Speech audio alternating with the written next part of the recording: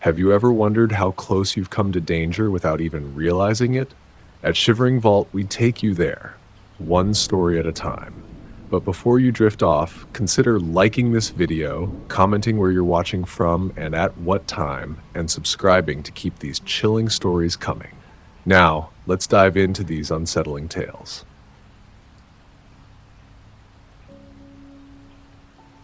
My name's Chris. I'm 32. I live just outside Los Angeles, and I work from home, mostly branding, logos, marketing stuff for small companies.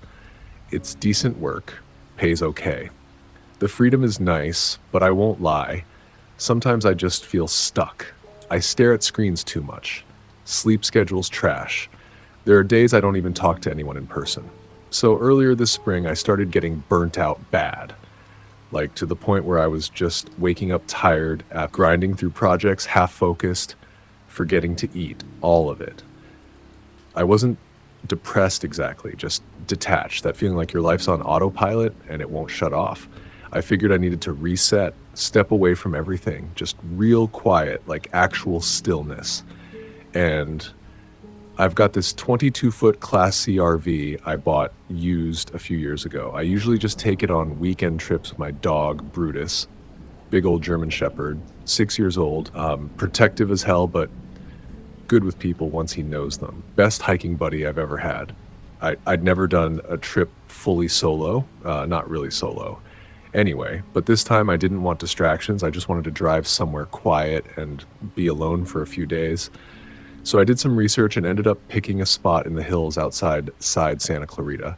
Not deep wilderness, but not a campground either. Kind of in between. There's this old, barely used service road that cuts off a county-maintained trailhead, goes back a few miles into scrubby hills and pine clusters. It's public land, technically legal to boondock on as long as you don't make fires or trash the place. I figured I'd park far enough in to get privacy, but not so far that I couldn't drive out fast if something came up. Brutus loved it the second we pulled in. Nose out the window, tail wagging, he could probably smell all the wildlife. The road was rough, but not impossible. After about 20 minutes of slow driving, I found a flat patch off to the side, half surrounded by brush and tall trees, with a view of the dry hills to the south. It was beautiful. You could still barely hear the wind pushing through the needles in the pines. Not much else. I parked, leveled the RV, cracked open a cold drink, and just sat outside for a while, letting my brain decompress. The silence was insane. No traffic, no neighbors, just me, Brutus, and the breeze. I stayed out until sunset, then cooked some pasta on the propane stove inside. It felt right. Simple. Quiet. That first night, I left 2 windows cracked, not wide, just a few inches. I figured the air would keep it from getting too stuffy. Brutus curled up at the foot of the bed like always. I remember falling asleep with a kind of peace I hadn't felt in months. Not a single notification, not a single email.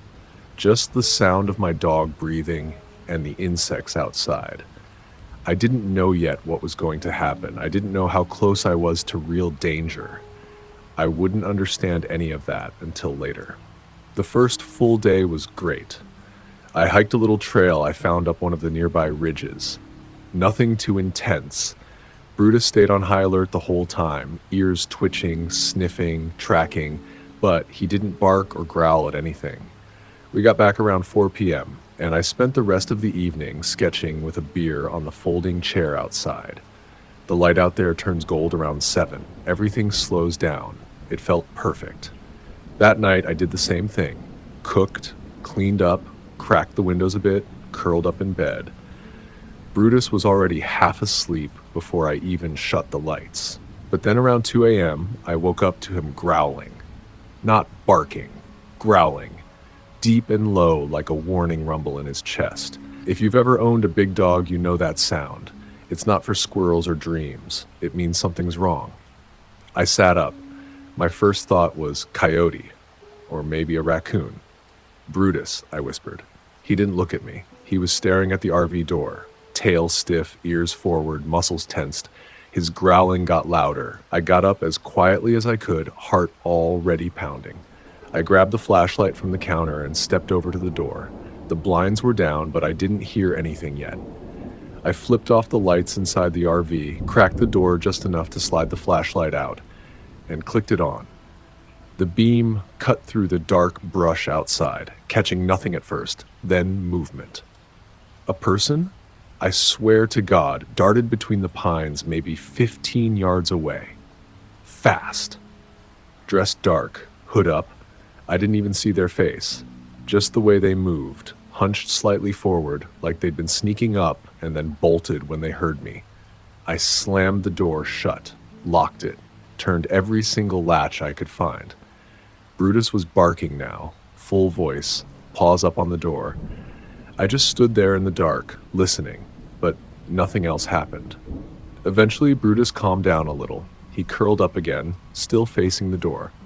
I laid down next to him on the floor and just stared at the ceiling until the sky started turning pale. When I finally stepped outside that morning, everything looked normal. But when I walked around the back of the RV, I found something that stopped me cold. Bolt cutters. They were lying half buried in the dirt near the access hatch to my propane compartment, just sitting there like someone dropped them when they ran. I checked the compartment. It wasn't open, but someone had tried. I could see faint pry marks around the edge. They hadn't gotten far, but they were definitely trying.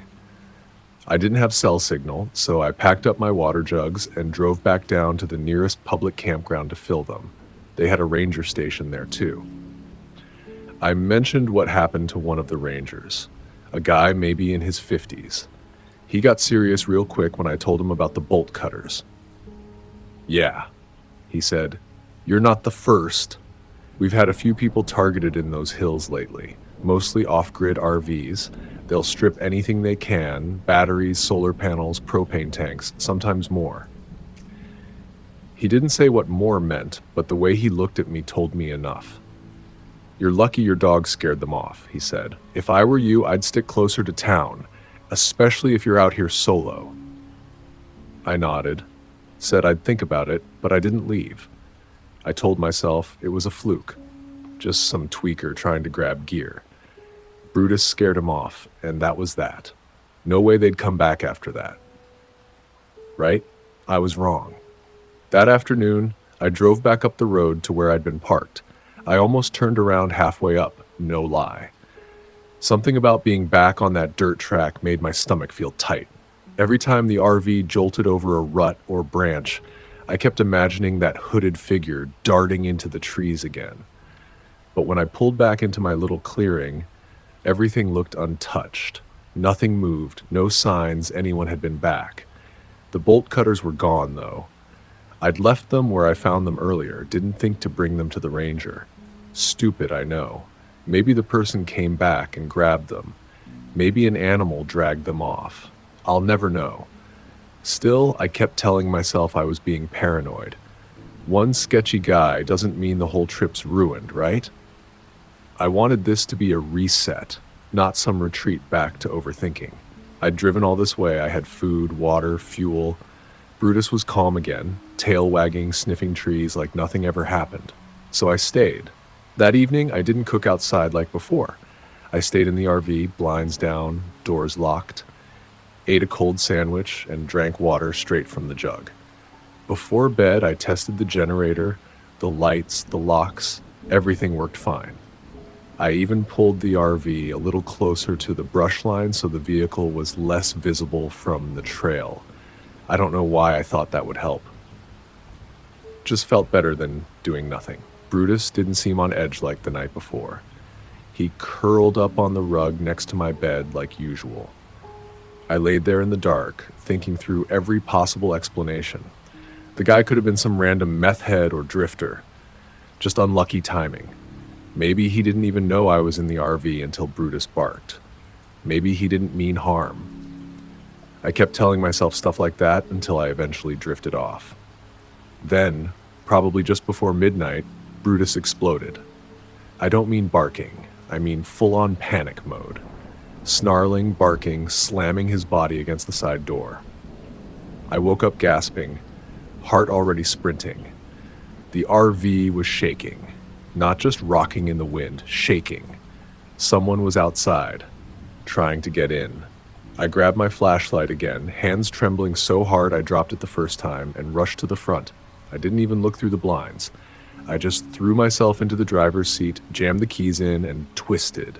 The RV coughed once, then fired up. Headlights blazed on, and there, in that harsh yellow light, was a figure. He was right there by the side compartment, wearing a dark hoodie, a mask, and holding a crowbar. Not a ski mask either. One of those creepy plastic ones. White face, black eye holes. Just standing there mid-step like I'd caught him off guard. Behind him, two others. I don't even know how to describe that feeling. I've never felt anything like it. My whole body went ice cold, but my arms were on fire. Like my instincts split in two. Half screaming run, half frozen. Then one of them threw something, I think a rock, straight at the windshield. It hit just left of center. Cracked the glass. Not a shatter, but enough that I flinched hard. That snapped me out of it. I slammed the RV into drive. Tires spun in the dirt for half a second. I'll never forget that moment, the thought that I might be stuck, and then the RV lunged forward. Brutus was barking like mad behind me, pacing the aisle.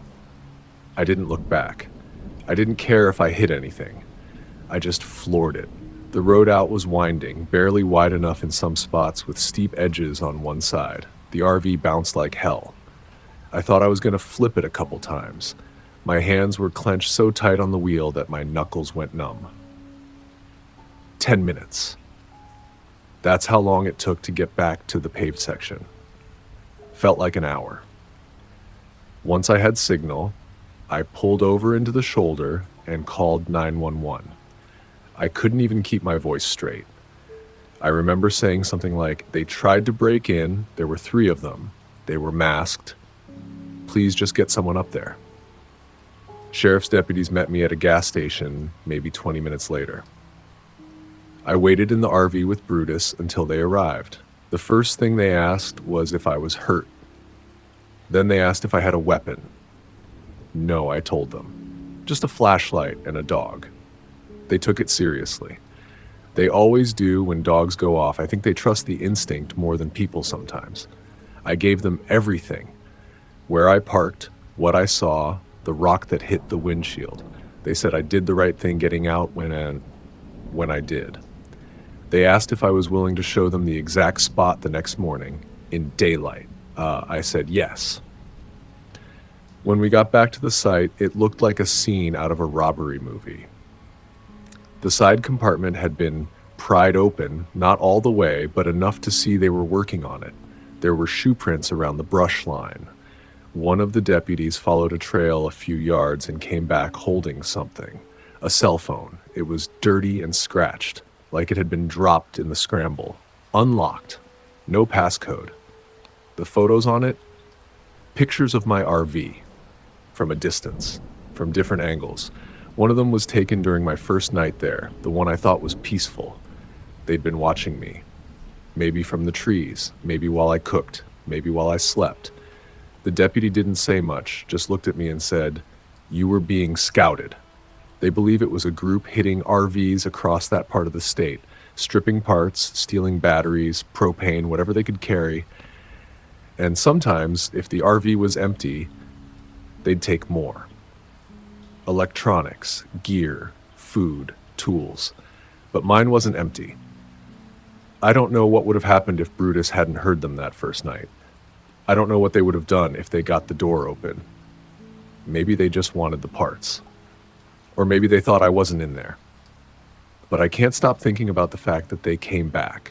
After being seen, after being scared off, they came back with masks. That means it wasn't random. It means they had a plan. I don't camp off-grid anymore. Not alone, not even with Brutus. I stick to full campgrounds. I check every lock 3 times. I keep a phone booster in the RV now. And yeah, I bought a shotgun. People ask me sometimes if I ever figured out who they were. I didn't. Cops said the phone had no SIM, probably a burner. The faces behind the masks, I never saw them.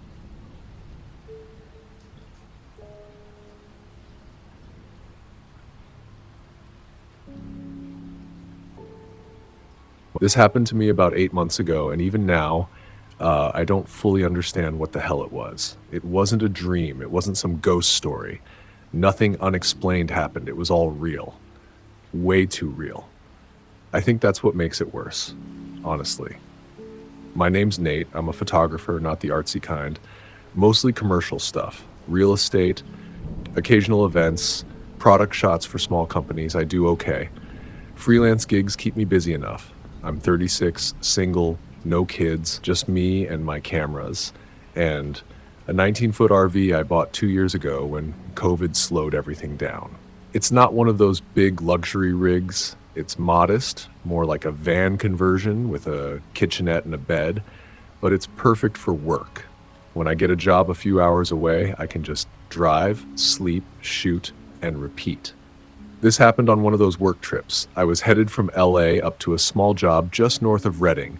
A vineyard needed promo shots for a website rebrand. Nothing fancy. I figured I'd take the scenic route, pass through the Central Valley, shoot some side projects for my personal portfolio along the way. That was in late September, when the weather's still hot but starting to dip at night. Everything's dry and yellow out there.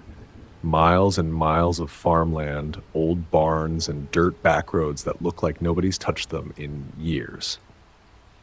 I remember I left around noon, drove through Bakersfield, then up through Fresno. Took breaks to shoot old silos and rusted windmills. By the time the sun started going down, I was beat. I'd been driving for nearly 10 hours with only a gas station sandwich and 2 Red Bulls in me. I figured I'd push a little further, maybe near Madera or past it, then pull off somewhere quiet to crash for the night. Only problem was there's nowhere to stop once you get past certain stretches. No campsites, no rest areas. Just long, empty roads that seem to go forever. Somewhere along Dry Creek Road, not far from the foothills but still surrounded by flat scrubland, I saw this dirt turnout. It wasn't marked, but it looked like people had used it before. There were tire marks baked into the dust, and a wide enough area to pull in and turn around. No lights, no houses, no fences. Just dry grass, a few dying oak trees, and that endless horizon. The last sliver of sun was gone by the time I parked. The wind was starting to pick up. You know that dry valley wind, the kind that whistles through every gap in a vehicle and makes metal groan a little. Not spooky, just ambient. The kind of noise that blends into the background after a while. I parked, shut off the engine, locked both doors, and pulled all the curtains, even closed the ones across the cab. Brushed my teeth at the tiny sink, ate a granola bar, and crawled into bed fully clothed. Didn't even pull the blanket over me. I was that tired.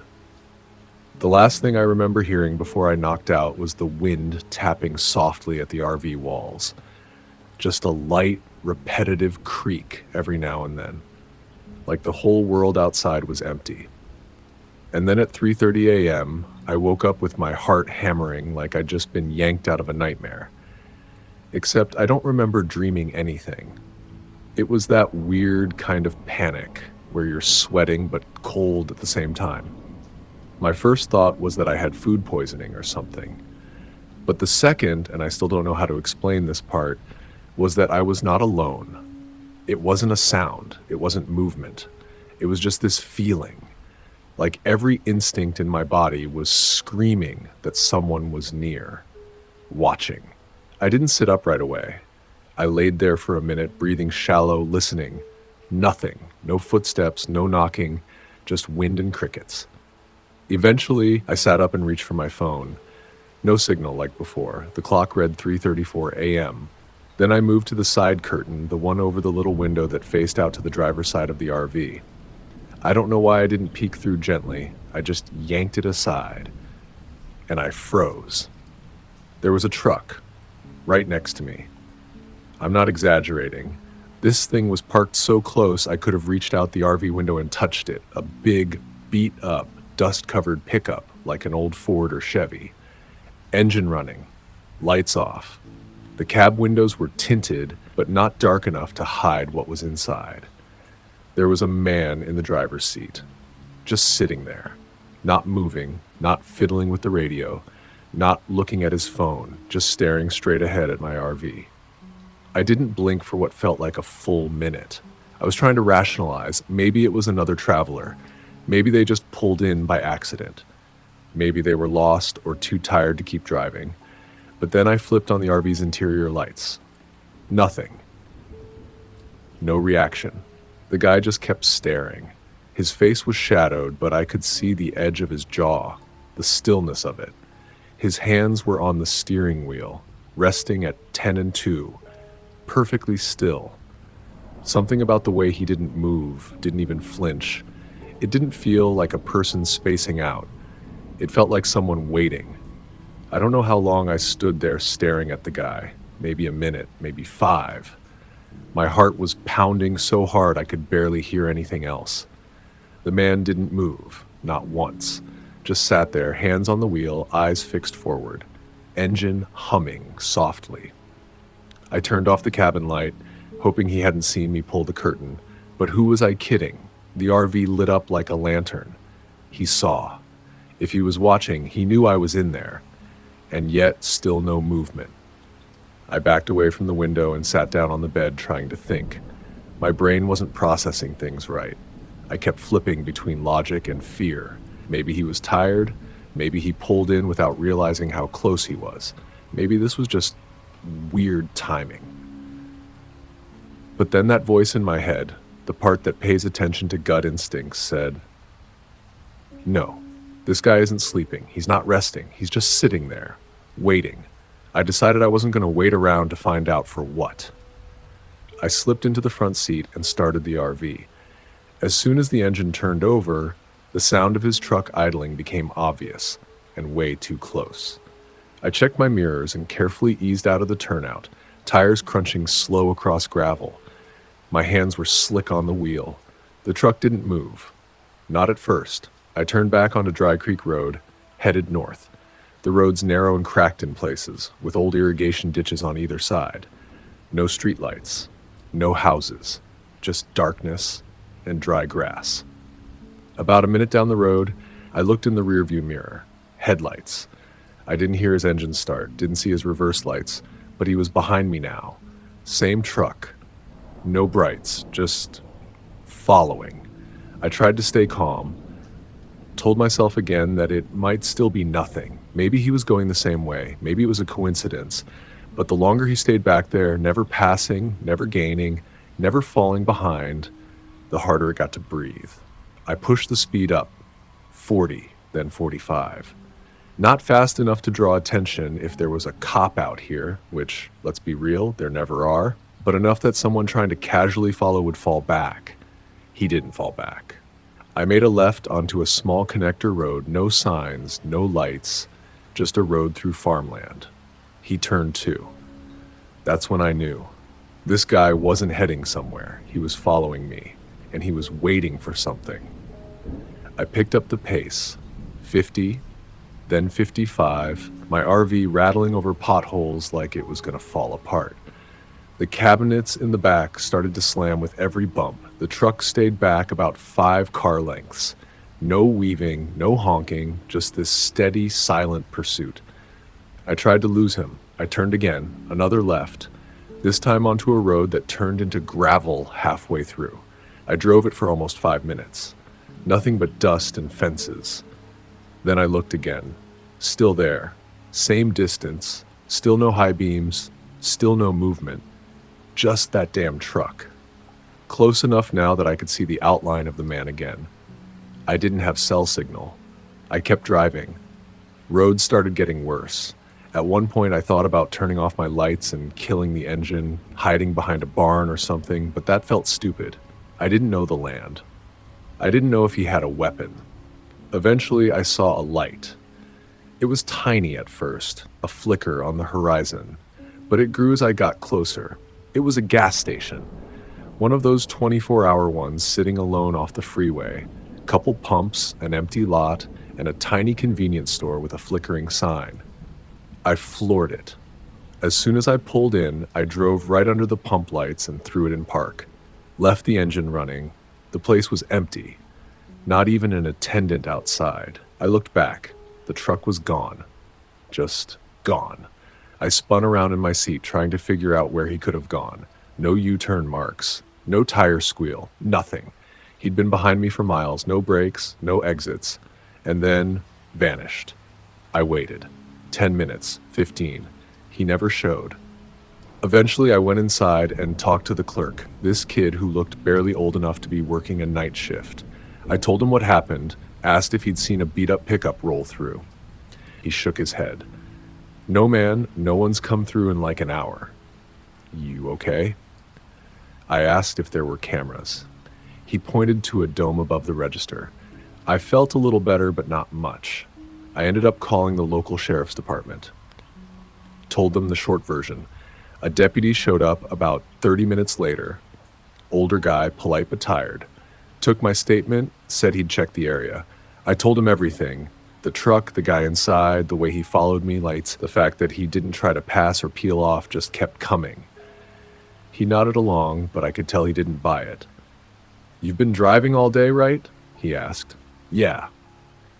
Could just be fatigue. A lot of folks report strange stuff when they push too long. Shadows, lights. Hell, I've heard folks claim UFOs after an all-nighter. I wanted to scream. I know what I saw. This wasn't a trick of the light. This wasn't a shadow. This was a truck following me through back roads, matching every turn, every stop, never speeding, never slowing. But the guy just gave me a generic, "We'll look into it," and told me to get some rest. No surveillance footage caught anything. Not the clerk, not the pump cameras, not even my own dash cam, which I realized wasn't recording because I forgot to reformat the SD card the day before. It's like the guy knew when to back off, knew how long to wait, knew the roads better than I did. Like this wasn't the first time he'd done this. I made it to my job 2 days later and shot the vineyard stuff like nothing happened. But I didn't sleep the same. Every noise at night set me off. Every time a car parked next to me, I had to look, had to check if it was him. It never was, but I don't park in remote places anymore. Not after that.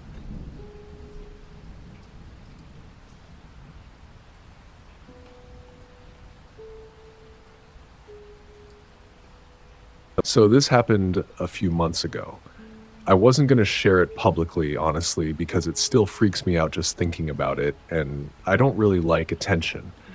But some friends told me I should put it out there, if only to warn other people who like solo camping or RV traveling. So, here it goes. First off, I'm not a writer or storyteller. I'm just a regular guy, 38 years old, no wife, no kids. I work in software, mostly remote, and when I get burned out, which happens a lot lately, I like to disappear for a few days. Sometimes I take my RV and just go off-grid. Just me, nature, and silence.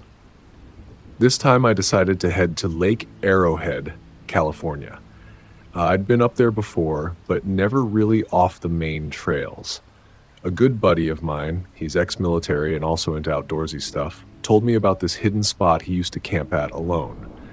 Said it's about 20 minutes off the usual sites, deep enough into the woods that you won't hear a single car or person, and it's flat, which is rare in that area. He gave me GPS coordinates and told me to check it out. I looked it up and saw that it was surrounded by dense forest, mostly pine, and just a short walk from a stream that eventually feeds into the lake. Looked perfect.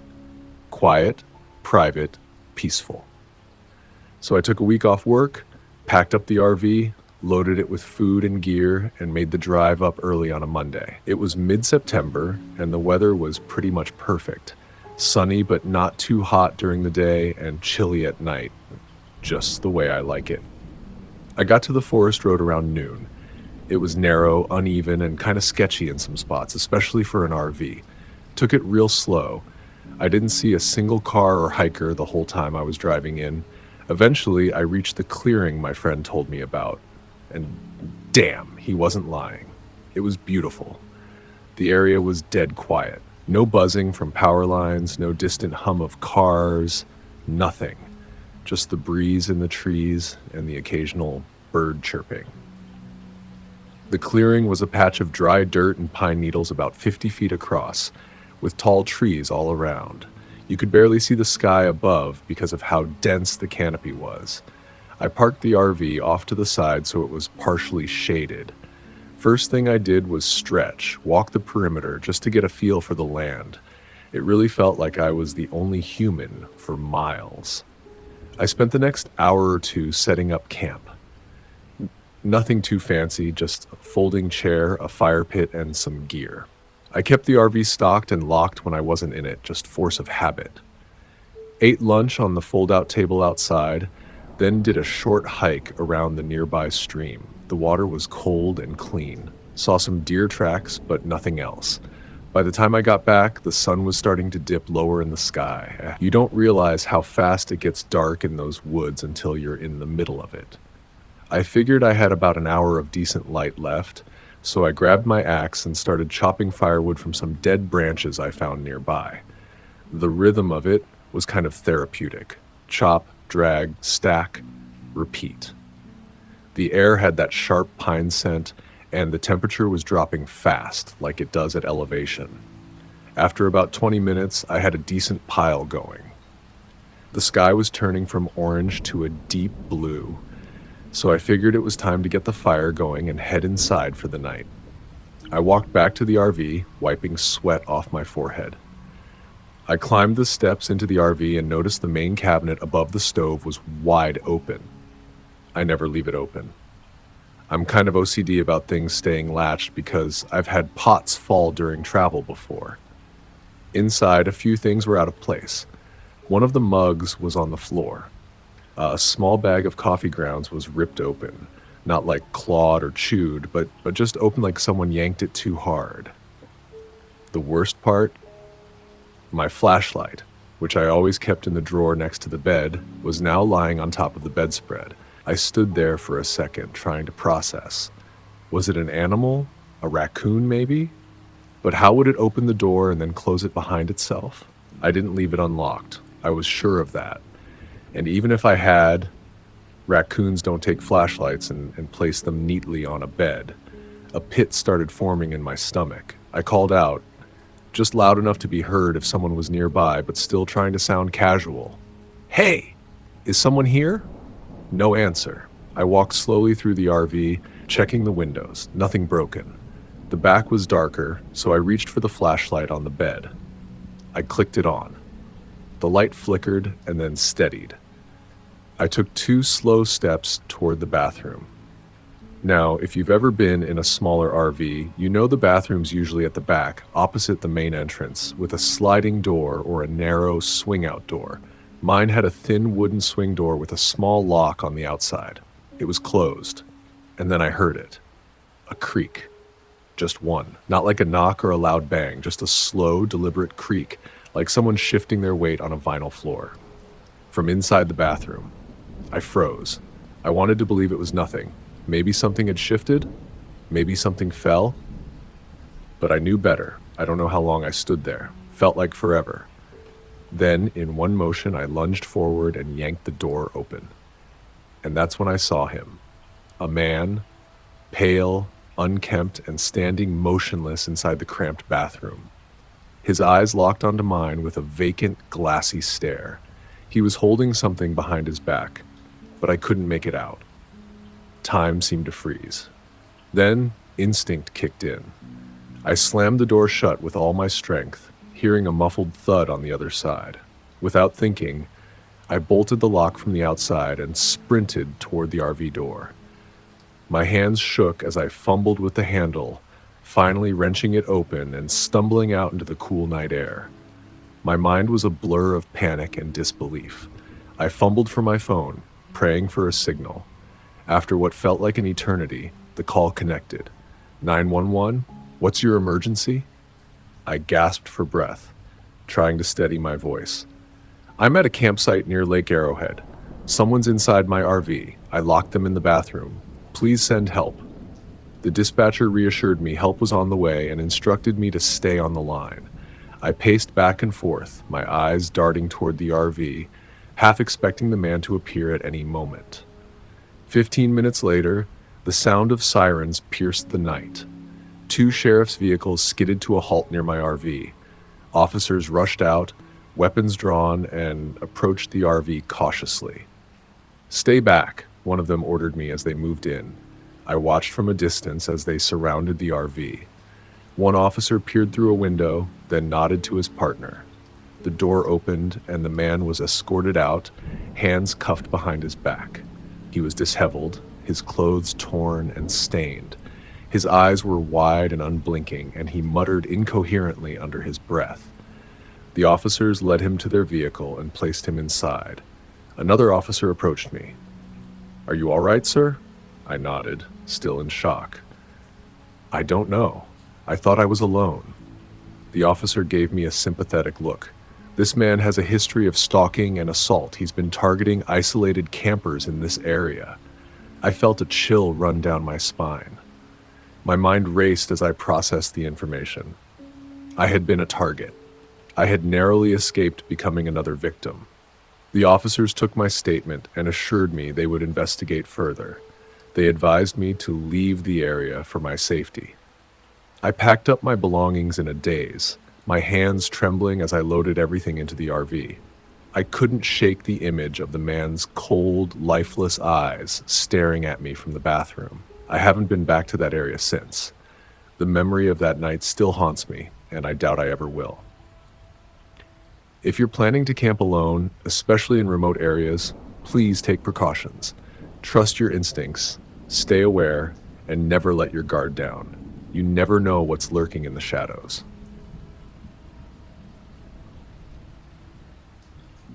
That's it for today's tale from Shivering Vault. If you have a story worth sharing, drop it in the comments or send it our way. Don't forget to subscribe and share with your fellow thrill seekers. As always, the Shivering Vault thanks you for unlocking today's tale. Until next time, the vault awaits your return.